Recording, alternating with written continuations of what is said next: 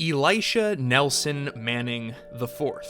That's the name of the recently retired quarterback of the New York Football Giants, who leaves a legacy that is easily one of the most interesting in recent memory. He's walking away from the game with a pair of Super Bowl rings, but that's far from the only interesting pairing from his career that he walks away with.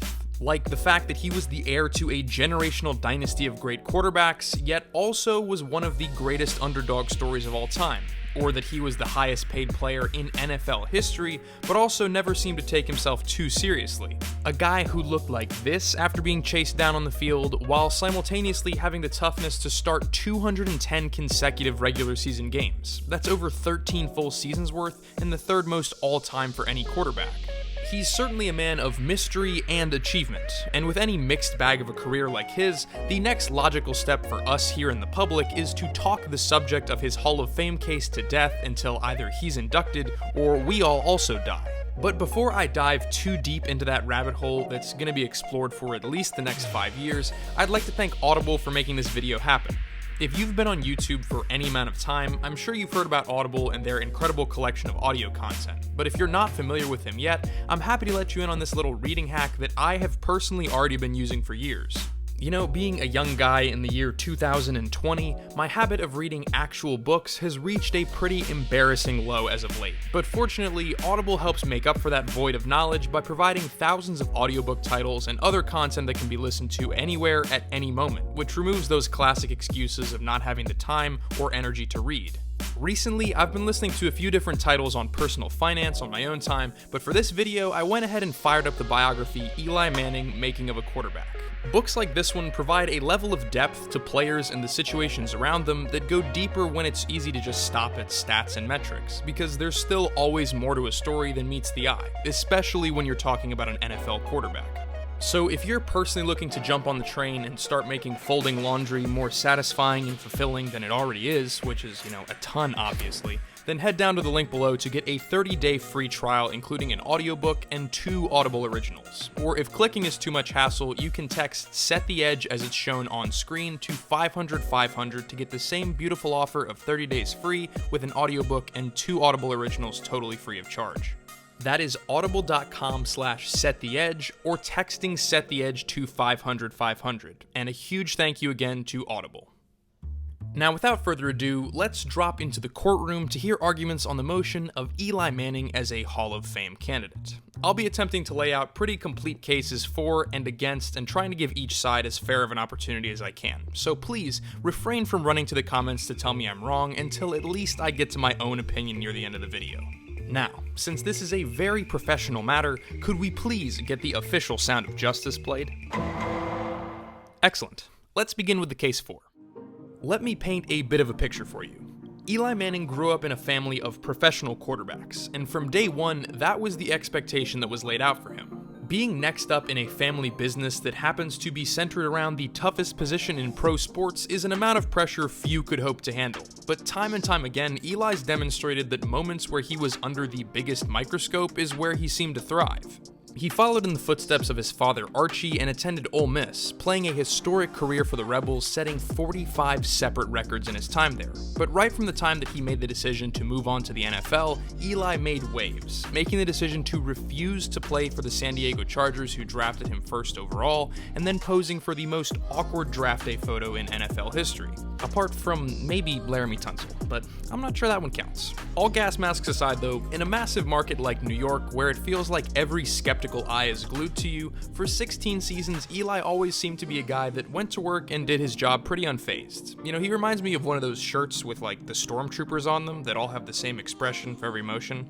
Yeah, that's Eli. But no matter how you feel about him, there's no denying that Eli has been one of the toughest quarterbacks this league has seen. His starting streak is incredible, but for all the evidence you need, look no further than the 2011 NFC Championship game. In a muddy grudge match against San Francisco, Eli was hit 12 times and sacked 6 over the course of a game that stretched into overtime. But throughout the entire duration, he stood as tall as ever and delivered the plays necessary to move on to the Super Bowl, where he'd prove the doubters wrong a second time against the evil empire. Through thick and thin, he's been a constant for New York, as evidenced by his starting streak, and when a player gets to be a mainstay in a franchise for so long his career can legally drive a motor vehicle, it's easy to become somewhat apathetic and take them for granted. But I think the further removed we get from Eli Manning's playing days, the more people will come to realize that he was one of the most incredible stories in football, and overall just a great dude on and off the field. A common way people look at Hall of Fame candidacy is that it should be reserved for players you can't tell the story of the NFL without mentioning. That's to say, a player's legacy is what's enshrined, not just a filled stat sheet. And Eli Manning certainly fits that definition, because in just 2 games from his career, he represents everything that is great about the NFL. That it's not about what you've done or who you are, it's about whether you can win the next snap and then the one after that, and players who seize those opportunities and keep their eyes up and forward are the ones that ultimately find success.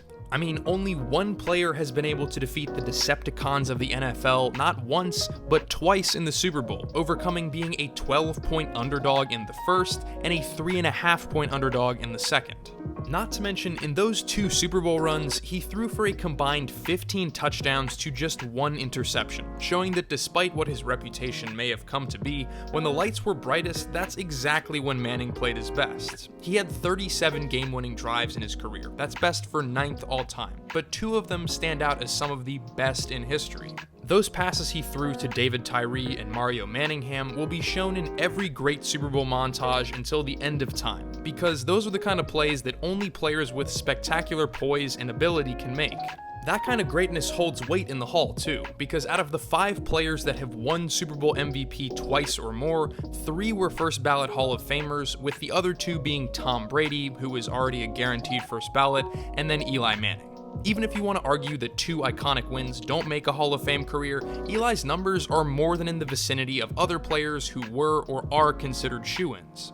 He's 7th all-time in both passing yards and passing touchdowns, with 57,023 and 366 respectively. That's more yardage and scores than players like Big Ben and Aaron Rodgers, and Hall of Famers like John Elway, Warren Moon, Fran Tarkenton, and Johnny Unitas. Now, these numbers are obviously skewed to the present day given offensive evolution over the years, but regardless, being in the same air as players like Marino, Favre, Brady, and even his brother Peyton Manning place Eli into a category that is worthy of evaluating the other aspects of his legacy, which are by far his strongest.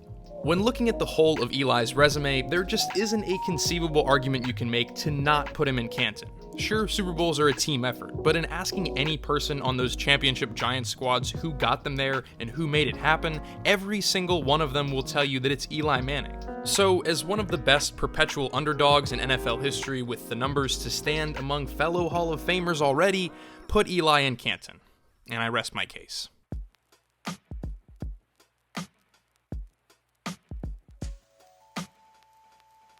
Okay, so all of that is great, but here's the caveat. In terms of who belongs in the Hall of Fame realistically, votes shouldn't be cast on the emotional weight of a career. Everybody loves Rudy, but no one's campaigning to put him in the College Football Hall of Fame.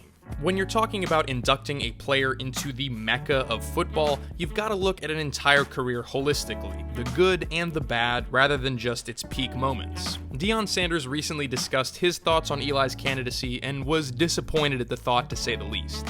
You can read his full quote on the screen now, but here's the thing. He's right.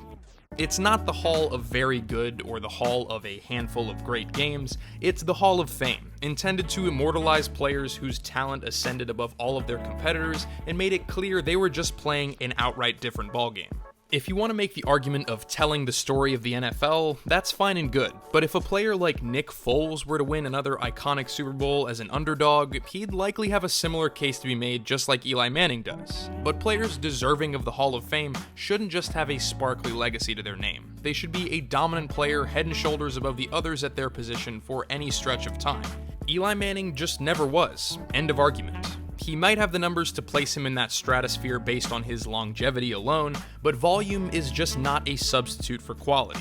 Looking deeper at the numbers, he is just the absolute embodiment of mediocrity outside of those 2 great playoff runs. Among the 66 quarterbacks who attempted over 1,000 passes through Eli Manning's career, Eli included, he ranks 42nd in completion percentage, 48th in interception percentage, and 29th in yards per attempt. He never once led the league in yardage, touchdowns, or completion percentage, but he did lead the league in interceptions 3 separate times, including 2013, where he threw 27 interceptions to just 18 touchdowns. In fact, he's even led all quarterbacks since the year 2000 in both interceptions and lost fumbles, which is, to say the least, not the best look. So when you begin to look closer at what may seem like an obvious decision, the clear-cut evidence for Eli's case begins to evaporate into exactly what it is: 2 Super Bowl wins, as great as they might be.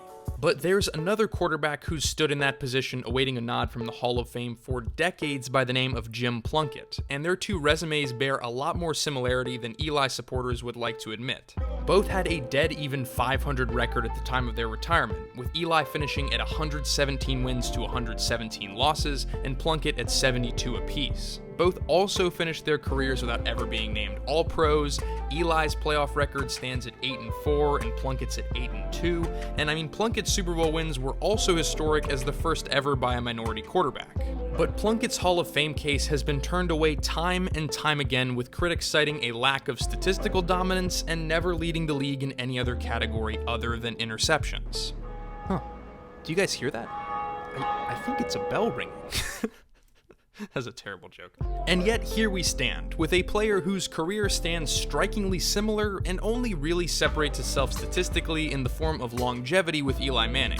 Now, the Giants' Super Bowl wins are obviously a lot more fresh in our minds, and they shouldn't be discounted in Manning's legacy, but they should be taken for what they are, and not extrapolated into the rest of a career that was middle of the pack at best in a league that saw greatness from many of his peers, even from his own draft class. So yes, Eli Manning should be a New York Giants legend. No, he should not be in the Hall of Fame. So there you have it. Those are the 2 sides that stand in a pretty near even split across football fans everywhere in a debate that's going to be one of the most contentious among all eligible players to be inducted into Canton. So what does any of that mean for where it's headed, and whether or not Eli will actually get in? Well, in my personal opinion, what this whole argument boils down to is not only how you want to view Eli's career, but more so how you want to view the Hall of Fame itself. Because there is no set criteria for a Hall of Famer. If you're of the opinion that legacy is what's deserving of immortalizing, then Eli's got an incredible one. But by that same token, if you hold the Hall as a place where players should be inducted as one of the best at their position or shifting the game with their dominance on a regular basis, you're obviously going to scoff at the thought of Eli being inducted. Personally, I've got incredible love for Eli's story. It's one that I'll tell my kids one day, and one that I'll never get tired of hearing or seeing new documentary pieces on. But personally, I align more with the second camp, in that legacy isn't something you can just minimize, but a player's resume should stand on its own while also having storybook moments. Peyton Manning, Drew Brees, Brett Favre, Tom Brady, these are all players who have both boxes ticked, and that's why there isn't an argument necessary for whether or not they belong in the Hall of Fame, regardless of your stance on them. Eli Manning's career shouldn't be defined by its lows any more than its highs, and factoring in both, you end up meeting right in the middle, dare I say, right at 500. But my opinion doesn't matter to Hall of Fame voters, and I'm comfortable telling you right now that no matter where you personally stand on this argument, Eli Manning is definitely going to be a Hall of Famer at some point. Potentially not first ballot, but where we stand, the odds are certainly in his favor. Iconic moments like the ones that define Eli's career are always held in high regard and with a significant amount of weight amongst voters, and the success he found in the huge market of New York will only serve to bolster that. In the end, Eli lived up to those lofty expectations set for him by the Manning name, a name that the media will always get butterflies hearing, and considering that on his own, Eli's already one of the most classy and respected figures in the NFL, it's just really only a matter of time.